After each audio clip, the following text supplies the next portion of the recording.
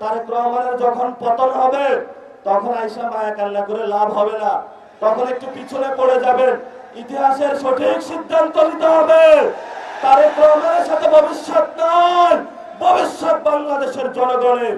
দ্বিতীয় প্রতিষ্ঠা যে বার্ষিকী, আজকে সেই ডাক দিয়ে আপনাদেরকে বলে গেলাম, এই বাইতুল মোকাররমের চত্বরে, যেখানে হলো অনেক ইতিহাসের সাক্ষী, তারেক রহমান ক্ষমতায় থাকবে না, তারেক রহমান ক্ষমতায় থাকবে না।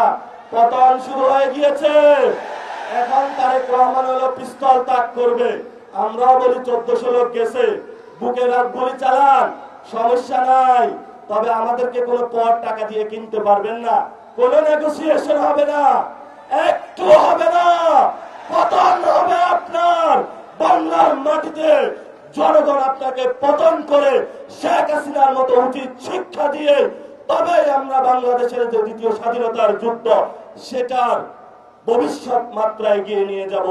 সবাই ভালো থাকবেন, নিরাপদে থাকবেন, আশেপাশে দেখে রাখবেন যারা ছাত্রদল, যুবদল, বিএনপির সন্ত্রাসী, তারা যাতে জনগণের উপরে কোনো অত্যাচার না চালাইতে পারে। এবং কোথাও যদি বিদ্যুৎ, গ্যাস এগুলোর সংকটে পড়ে, সবাই থালাবাটি, বাসন, কলস নিয়ে রাস্তায় নামবেন।